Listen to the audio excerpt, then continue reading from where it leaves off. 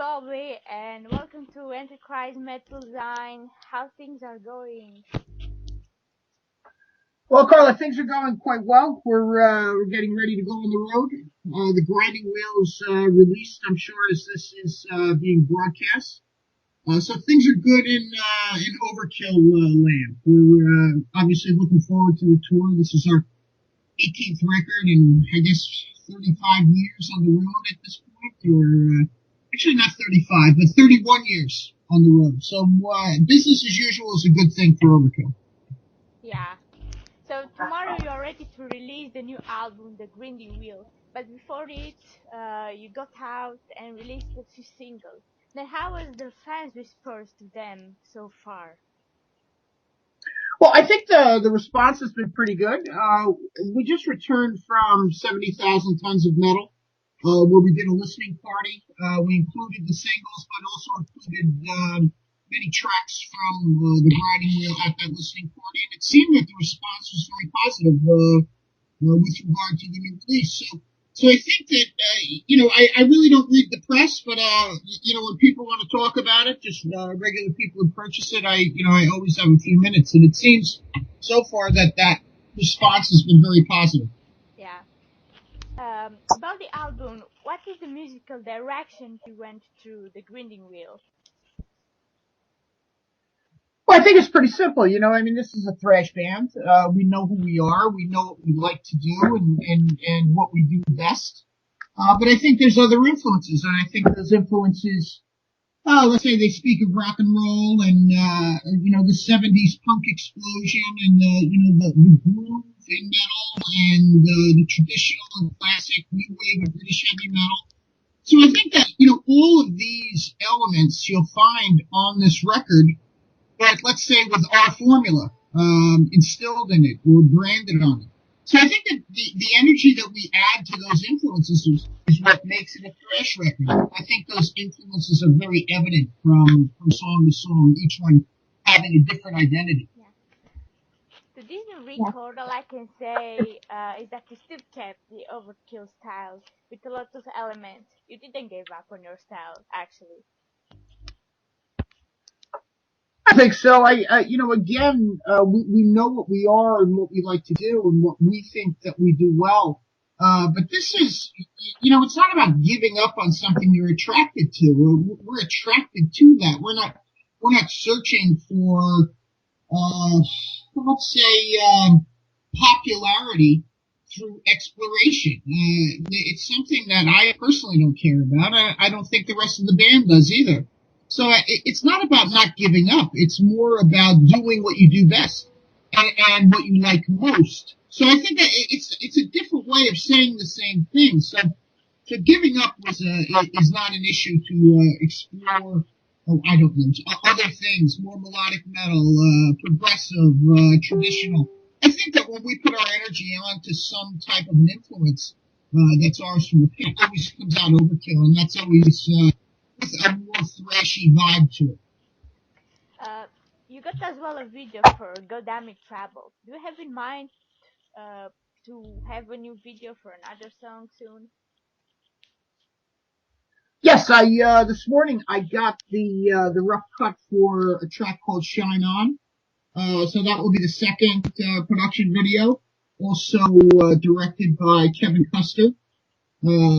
So it's a two video exposure for this record, much like we did on White Devil Armory. So I think that it's good to have that same formula of two. You can't do one after doing two. So in our opinion, it was necessary to do two, and that'll be released this week with the record. Speaking about the vocals, the vocal gets stronger in a row, also melodic on Mean Green Killing Machine. I can see that this is actually cool. Well, when it comes to vocals, one of the things that I like to do is push myself to do. I think my approach to things is presentation, is energy. I think that when I can learn to sing other things, whether it be harmonies, whether it be softer, whether it be a groove, all it does is widen the that original presentation. And I think to some degree that becomes my own personal evolution or progress, that I'm still able to learn things this many years into being in a band or being an Overkill. So it makes it more interesting for me. And I think when it's more interesting for the person writing it or performing it, then it becomes more interesting for people who listen to it also.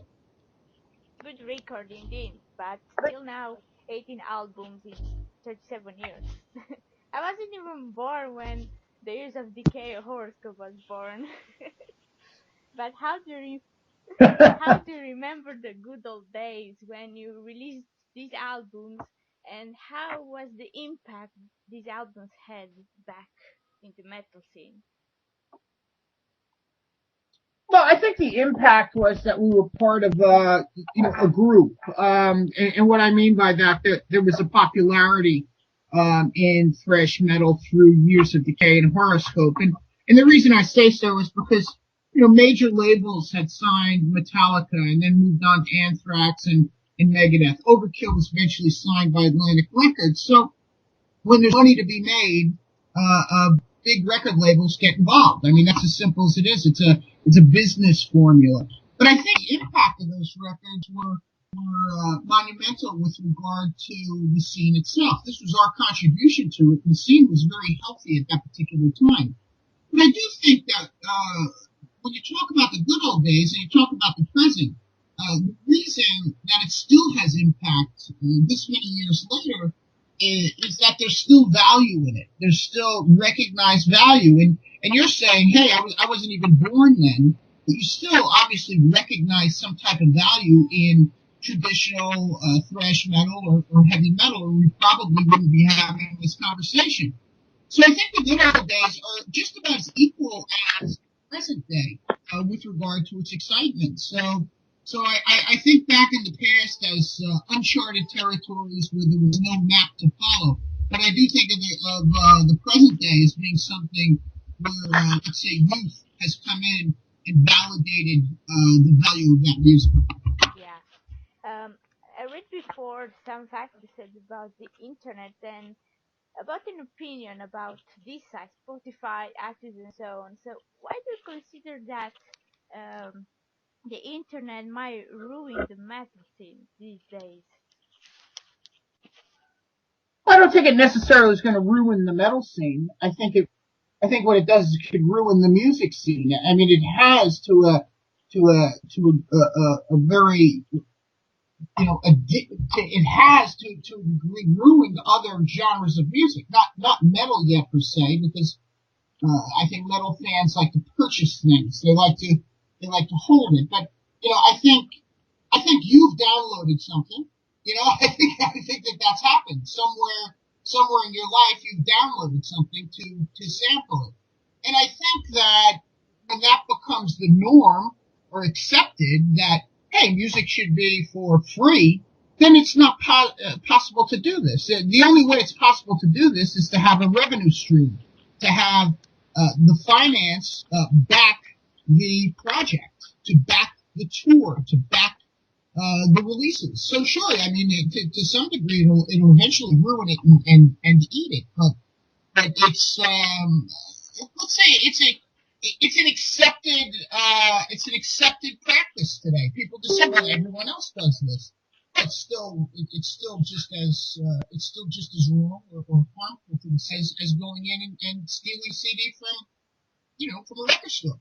So I mean, listen, I'm not saying that I'm against the internet, but I'm saying I'm just all I'm doing is eating the obvious. You take it for free, then there's less revenue there to continue doing what they do. Yeah, sometimes I still agree with you at this point. Mm. Soon you'll be on tour with Nile over USA, but are you planning shows over Europe, maybe summer festivals? Oh, sure, there will be. Of course, there'll be summer festivals. We're talking to people at Summer Breeze right now. We're at Copenhagen. We go to somebody in Ukraine just made an offer because we do in July we do Copenhagen and we also do Moscow and St. Petersburg, and it looks like we'll probably go to Kiev also. So I think that there's some interesting things happening. We'll be over there for a total of 2 weeks over the summer, but that'll spread out over a 2 month period. So Europe will happen. There's also Australia and South America being talked about. South America is almost totally confirmed. A second European tour in November will happen. A second U.S. tour in September will happen. So it's going to be a pretty heavy touring year, but positive. It's not something that this is the thing that I'm always attracted to is doing the live show. I think that's where that's really the medium of being in a band that I like the most is performing, doing those songs live, because I think that's where the passion is real and not contrived when you have the opportunity to perform it on stage. So we plan on touring extensively for the grinding room. Last time you've been in Romania was in 2012, if I'm not wrong. Um, why didn't you come back here since then? Well, it's very simple, and this is to understand how to do this entire thing, you have to understand the business. And if the promoters are interested at a level where it is a fair deal, we're always open to do shows. Always. It's not there is no we don't want to come to Romania. And that's just not the way it is. But at this level, it has to be a fair deal. If the deals are not fair, then we ignore them and we wait for the deal to get fair.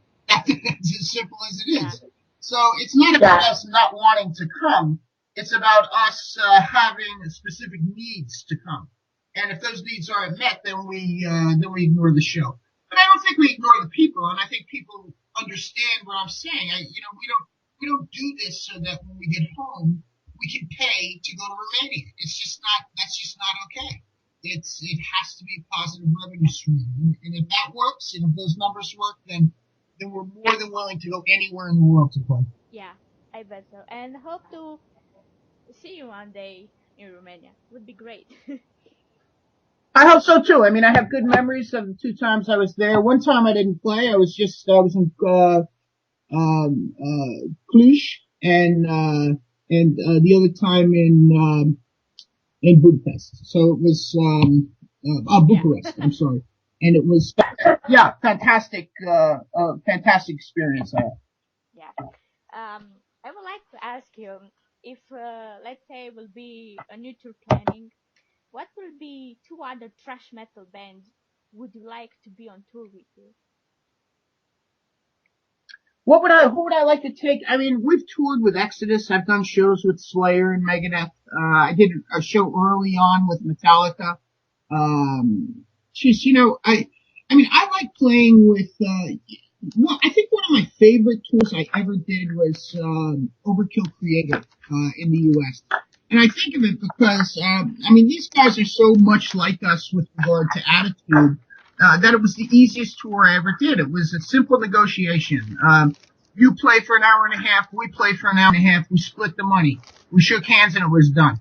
And that was a great feeling. So then we can get down to business of doing shows, kind of enjoying each other, on tour, having a few beers, playing some cards, having a few laughs. So it was, that was probably my favorite tour was Overkill Creative. Yeah. Well, it was my pleasure to talk with you, and well, let's hope to see you soon. And cheers from Antichrist Metrozyme again. Hey, to Antichrist Radio and to Carla, thanks so much. Bobby Blitz from Overkill, signing off.